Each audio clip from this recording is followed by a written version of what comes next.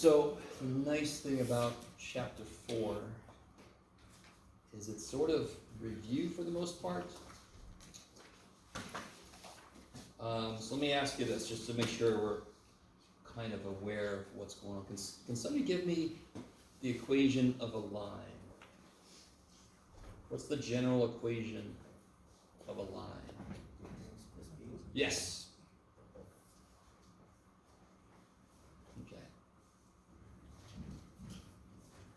So let me do something. Let's see. So I'm going to look at this specific one. Okay.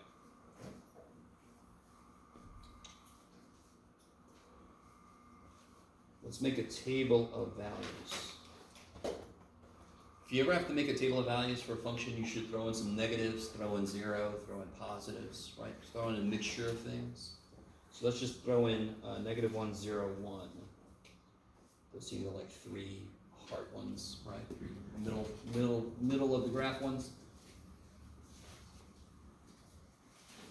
Now, real quick, by the way, some of you guys hopefully know how to graph this without making an XY table. Some of you guys should know what 3 means, make sure blah, blah, blah. But I'm going to build up to those just in case it's been a while, you forgot what they mean, all this kind of shit. Yes? Can somebody help me out? What do you get when you plug a -1 in? Yeah, 3 times -1 is -3 minus 2 is -5. So now we know a point that it goes through. When you throw a 0 in, you get... Yeah, because this part just goes to 0, right? Some people do it, and somehow they get this. How did that 3 stay alive? It was multiplied by 0. It's dead, so don't do that. So this will be -2. And when I put a 1 in, yeah, 3 minus 2, that's when I get 1, yeah. Okay. So let me ask you this. How much did the x change from here to there? 2. From here to here, the x went up by 1. You guys with me? It increased by 1, yes? Okay, that wasn't supposed to be hard. How much did the y increase by?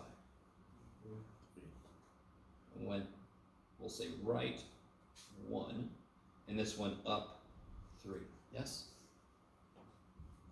From here to here, the x went right 1, and the y went up 3 again.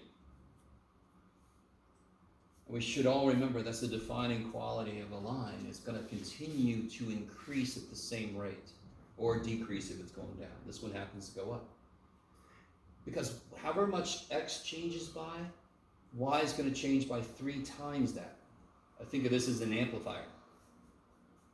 Whatever x does, y is going to do 3 times that.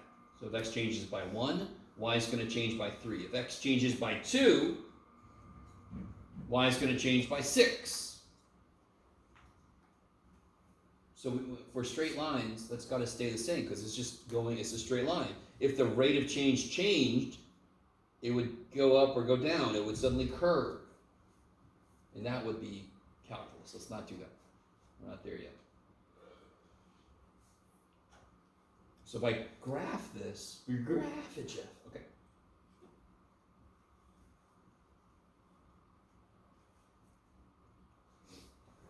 So let's see, -1, -5, 0, -2, and 1, 1.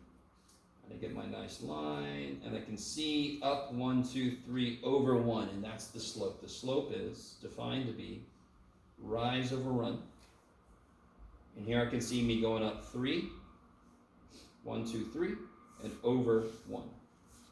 And that, of course, is this number. So m is the slope. We think it's because m is for marcher in French, which means to walk. So slope kind of tells you how to walk along the line. You guys all with me? So m is the slope. And of course, this is the y-intercept because it is what I'm left with if I make x 0. So math people being very creative, we call this the slope-intercept form because I can see the slope and the y-intercept.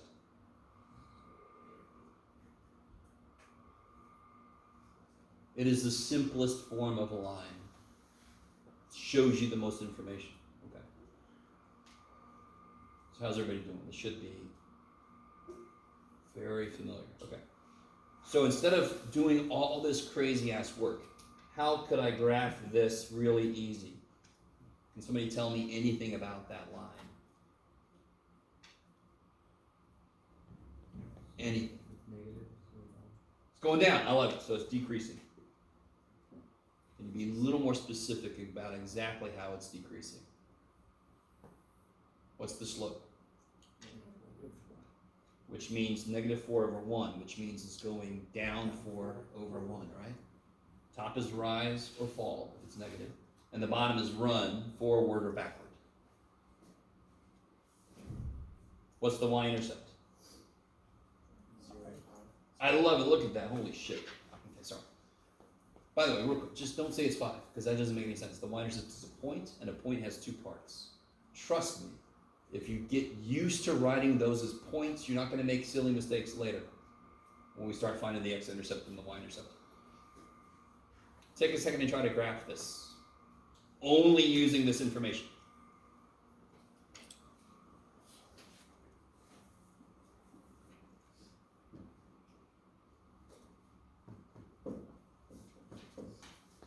So the way I look at the slope is it says if you start on the line, the slope tells you how to get back to the line.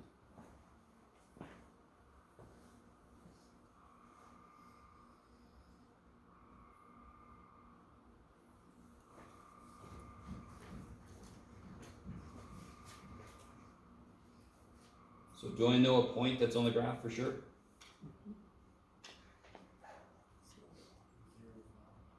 Yeah. So 0,5 is definitely on the graph.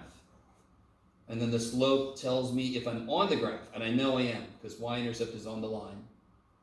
It tells me how to get back to the line. So from here I'm going to go down 4, over 1. I'm not going to go back 1. If I went back 1, the 1 would be negative and the slope would be positive, right? And the way to make sure you're right is if it's a negative slope, you would feel negative if this was your profit. Our profit's going down, we don't feel good, yes? Positive slope, like this one, it would be going up. Yay, good job, Johnson. Oh, shit. Okay. Maybe, is this, all right, is this coming back? I understand. Some of you guys are like, my God, yes, I know this shit. And some of you guys are like, holy shit, it's been 20 years. Okay. Maybe not 20. Some of you guys weren't born yet. Okay. So how do I find, why is this the y-intercept? Why is that number the y-intercept exactly? That's when x equals 0. Yes. If I make x 0, that means I'm not moving left and right at all from the origin. So I must be on the y-axis. So, if I give you this equation,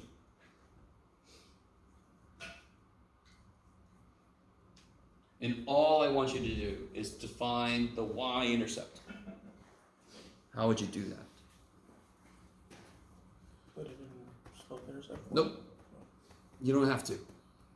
That's all I want is the y-intercept. That's all I want. I don't care about the slope. So you could put in slope-intercept. It would give you that. But then my next question is, what's the x-intercept? So if all I want is the y-intercept, Make x 0. make x 0. So listen, the last math class I took had an equation that had about 20 variables in it. Yay, Jeff, go Jeff. And I had to find the w-intercept. How did I do it? I made every other freaking letter 0. So I don't care how high up in math you go, I don't care how many dimensions you're in. That was in 20-dimensional space. Shit. And you're like, it's Monday, man. Stop. Monday morning. Good Lord. We're in 2-dimensional space. It kicks ass. So if I ever want an intercept, I make the other letters, in this case, the other letter, 0.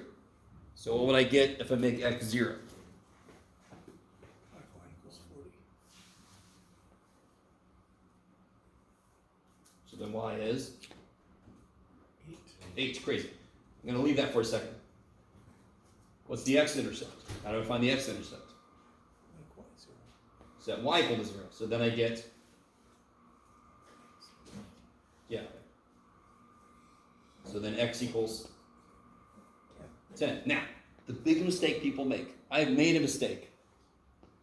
The mistake people make from what I've written now is they make 1 point, 10 comma 8, and they plot it, and they look at it, and they're like, I don't know how to make a line out of that. Because part C on this problem would say, now that you got the intercepts, plot them and make the line. Do you guys kind of with me? This line does not go through the point 10, 8. No. When is y 8? Only if what? Only if x is 0. So what point is this? 0, 8. What point is this? 10, 0.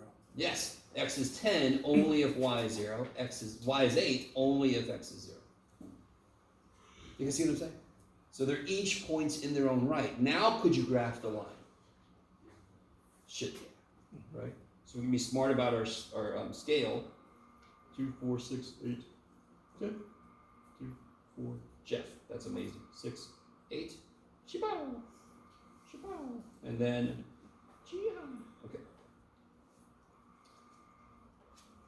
So getting graph paper might not be a bad idea. If I was in my class, if I was a student in my class, I would say, dear God, Jeff, get some freaking graph paper. Look at this shit. So if you want to get graph paper, you can. If you don't want to, then just be really, really nice. Yes. Is this appropriate? Obviously not. That's bullshit. Yes. So I need you to understand, when the point of the problem is to graph, you must show me detail. You must show me work. Okay. That's one of the main purposes of this class, is to get us really, really down for graphing. Because then when you take calculus, as some of you need to, the graphing part's easy. You can focus on the calculus and make a little quick sketch, focus on the calculus. If you're not going to take calculus, you still need to be able to do it for this class. Okay. Everybody with me? Is that all right? Okay, so let me shut up for you. Here is a worksheet I want you to work on.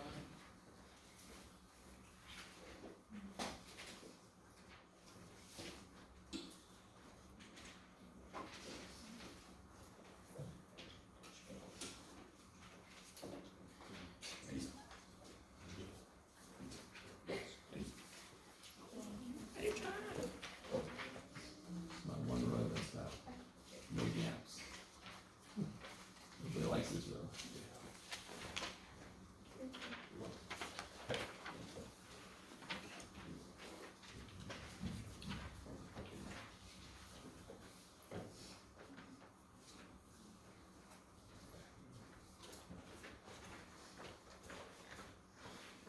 So go ahead and try to do as much as you can on your own. One little thing I want to say. When you see a point like 2, 2, what's the first 2 mean? And what's the second 2 mean? Why? In general, what do you think is true about when they give me a point? It'll be the variables with the variables in. This is x, y. So this point, what do you think the 1 means? A. Look at your equation. Oh, B. Nope. Alphabetical order unless stated otherwise. Whenever you get a point, the coordinates will be in alphabetical order of the variables unless they tell you otherwise. All right, go for it.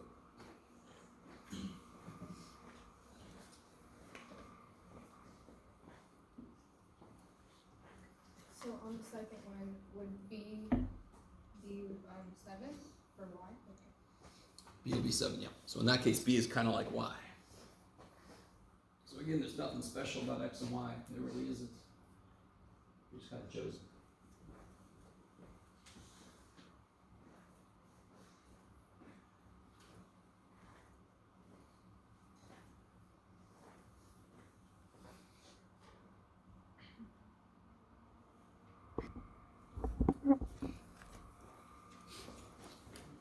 All right, guys, let me talk about something in general. I'll come back and do the specific problems in a second, but let me just talk about this. If I have this equation, x plus y is 4, can somebody give me an answer to this? 1, 3, beautiful. So any answer to this has to have two parts. So one answer is 1, 3. What's another answer? 2, 2, crazy shit. What's another answer? 3, 1, what's another answer?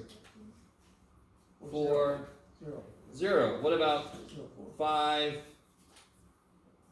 5 plus what is 4? -1. Yeah, okay, good. So I need you to realize something in general. When I write an equation, this is a restriction. X and Y can't be anything they want to be, right? They have to be numbers that together make 4. So I can make one of them anything I want it to be, but then the other one is restricted. So both X and Y show up in this equation. Therefore, I'm going to get a mixture of X and Y values. They each change each other. Are you guys with me? All right, this is going to come up in a minute. So if a point is on the graph, it works in the equation, and if a point works in the equation, it's on the graph. So that is the primary reason we graph any damn thing in mathematics. Can you guys finish this list for me? Does anybody want to finish this list? Why would you be like, no, because how long would it take? Forever. The rest of your life, you have to bequeath it to your kids, and then they do it, and then they bequeath it to their kids, and then it's just forever, and somebody's like, who's up in the tower? They're writing numbers. So screw that shit. So what's the easiest way to answer this question? What are the answers to this equation? Graph the damn thing, yes? Yeah. If you graph it, you just say, follow the arrows, find whatever answer you want. I ain't got time for all this shit. So an equation that's graphed. The graph of an equation is a visual representation of all the answers to that equation. Holy shit.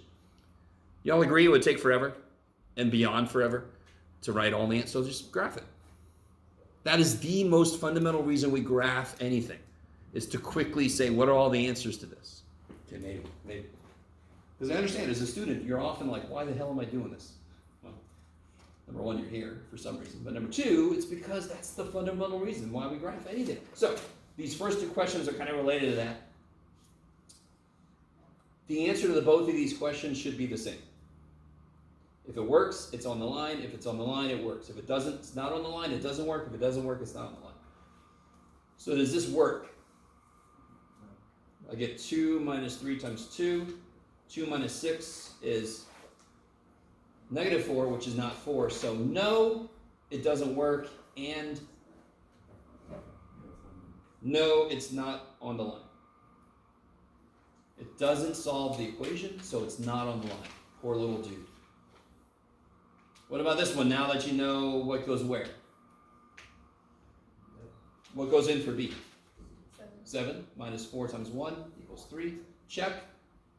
So does that work? Yes. Is it on the line? Yes. So whatever this line looks like, it would be an A, B axis. Are you guys with me? And again, nothing special about X and Y. Not a damn thing special about them. It's a little bit of a history why we chose X. This has nothing to do with pirate maps or anything, but maybe. But there's nothing special about the letters. So if I graph this, one point it will go through is 1, 7. Okay, I like it.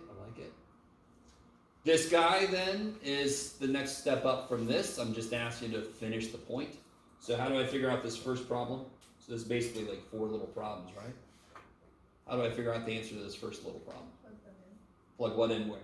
Plug 1 into X. So it's Plug 1 into X. And I'm going to just add 1 is 8, divided by 2 is 4. Is everybody with me? You guys really with me? So this really is just, I'm telling you what a letter is, and you plug it in, and you get the other letter. That's all that is. So if the point works in the equation, it's a point on the line. So I'm going to collect a lot of points that work, and then graph them. And that's going to make a line. It's crazy. For the second problem, what do I put where? I'll tell you where to put it, Jeff. Hey. For the second line, what do I put where? You put 2 in for y, kick ass. So 2 times 2 minus x equals 7. 4 minus x is 7. So x is -3, kick ass. And then I put a -5 in for x. I'll get 2y plus 5 equals 7. Subtract 5, I get 2. Divide by 2, I get 1. Is that okay? I'm doing these a little quick, but we should all be able to plug shit and figure it out. And then 5 in for y, I get 10 minus what is 7? Well, 10 minus 3 is 7. Always look for those opportunities where you can just see the answer. You don't have to actually do any algebra. You can just 10 minus what is 7 is freaking 3. You don't have to do anything. Okay. And now I just plot those. So 1, 4. All my numbers are between -5 and 5, correct? So I'm just going to use 1, 2, 3, 4, 5, and I don't have to make a special scale to fit anybody on here. You know this. On a quiz or a test, I will give you a problem where one of the outputs, or several of the outputs are 10, 20, 30, whatever. You have to make a good scale. Don't just go forever, take some other piece of, no, make a better scale. Go by 4s, go by 6s, go by whatever. So 1, 4, -3, 2, -5, 1, and 3, 5. And you can see this is lining up really nicely. Yay! If you didn't connect the points, I would take some points off, right? When I say graph it, I mean graph the line. So whatever this point is right here, what do you know about it? Whatever that point is right there, what do you know about it? I don't know what that point is. That's a weird point. It's in between everything. But whatever the point is, what's it do? It works in the equation. Yeah, it's on the line, therefore it must work in the equation. If I knew what it was and I plugged it in, it would work. Okay.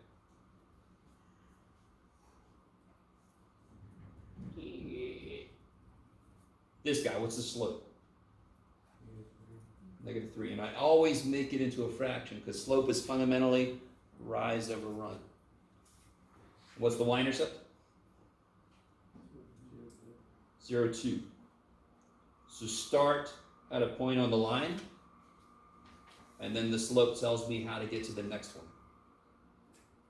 So if I go down 3 over 1, what else mathematically is -3? Isn't 3 divided by -1? Isn't that also -3?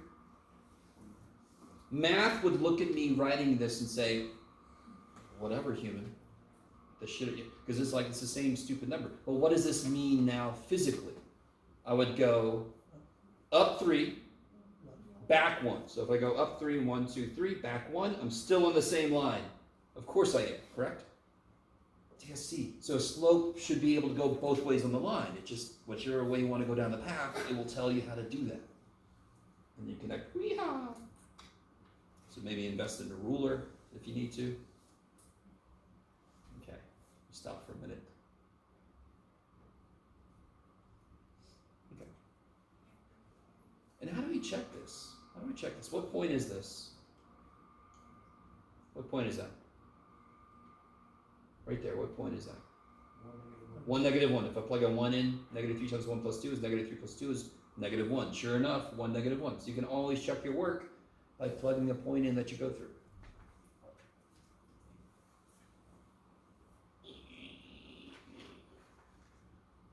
Okay. Who got the x-intercept for this one? Anybody? Yeah, you just make y 0, so you can literally just do this. Bam. Divide by 3, I get -4. So -4, 0. What about the y-intercept? My finger's too big. My spoon is too big. So make x 0, divide by 4, -3, I like it, so I get 0, -3. So if I plot those, connect, oh, this is going to be bad, I can feel it. Oh, that's pretty good. That's my best line ever, holy shit. Make the points big, see? There you go.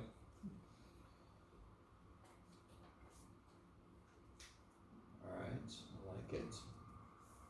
This guy. Now listen. Which letter does this equation not control at all? This equation has no control over y. It only controls x. What does x have to be? X must be -2. Does y have to be anything? It can be whatever the shit it wants to. So if y can be whatever it wants to, I'm going to go this way. Because y could be 1, 2, 3. X has to be negative 2. So where is x negative 2? Right here. Where else is x negative 2? Right there. Where else is x negative 2? Right there. So x equals will always be a vertical line. Which again is like the vertical line test. Right? Checking an input. How would I make a horizontal line?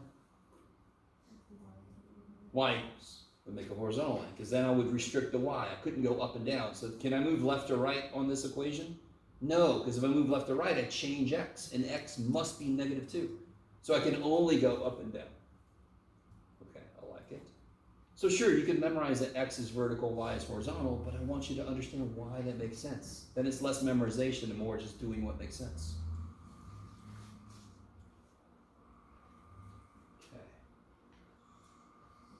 Number 5 isn't too bad. To figure out the equation of a line, what 2 things do I need? Slope? Y-intercept. Do I know the slope? Yeah, how'd you figure out the slope? Yeah, rise 3, run 2, correct? So y is 3 halves x, and what's the y-intercept? 0, negative 2, so b must be minus 2, done. Beautiful. And then there was number 6. Okay. So again, what 2 things do I need? Slope. Do I know the y-intercept? No. I know a point though, don't I? Okay. Let's do this. What's the equation for slope? Kick ass. Slope is rise over run. Rise is how much the y's change. You gotta love it when things rhyme. Rise is the y's. Run is the other one. Still rhymes. So everybody, is this familiar? Y2, blah, blah, blah, blah. The little subscript 2 and the little subscript 1 is just so I don't switch them and make it the wrong, because then I get the wrong sign. So what do you guys get for the slope of this? Yeah, so I could either do negative 7 minus 5 over, I've got to go the same way, negative 1 minus negative 3. That's the only reason we have those little subscripts. If I choose here to there, I got to do here to there. So I get negative 12 over 2, I get negative 6. Okay, and that's what I saw in most people's papers that did this problem. Now, I don't know the y-intercept, but I do know 2 points. So watch this. I love you guys. You're doing good. You're doing good. Does it matter for a straight frickin' line? Does it matter what 2 points I pick? If I pick 2 different points, would the slope change? No. So if I know 1 point, x1, y1, does it matter what other point I pick? No, the slope. So I could just pick a general point. Yes, just stay with me for a second. It doesn't matter. So I want you to understand, this 2 means a specific point. Does it have to be a specific point? It could be whatever point. So if I take the subscript off, it is any other point on that line. And then if I multiply both sides by x minus x1, I get something that might be familiar to some of you guys. Has anyone ever seen that before? So here's the thing about this. It doesn't need the y-intercept. It just needs any freaking point. I'll also show you the other way to do this with mx plus b, but I want to start with this. So somebody pick a point for me. Which point do you want to pick? Pick a point. Pick a point. One of these 2? Which one? Pick a point. Which one? First or second point? Second point. Thank God. Okay. What is it? Negative 1, negative 7. Yes? Okay. So watch how this equation works. Y minus the y piece. What's the y piece of the point you picked? Negative 7. Slope is negative 6x minus the x piece of the point you picked. Yes? I don't need to know the y-intercept. So this will be y plus 7 equals negative 6x This would be plus 1, yes? Distribute the negative 6, subtract 7, and I saw a few of you guys get the right answer. Negative 6x minus 13. Now, I told some of you guys about how to use y equals mx plus b. And by the way, it doesn't matter which point you pick, this will work. This will always come out to the same answer because both points are on the same line. For this one, the slope is negative 6, and then I could pick either point again, because if I pick a point, don't I know what x is and don't I know what y is? So let's pick the other point. X is negative 3, y is 5. Y is 5, x is negative 3.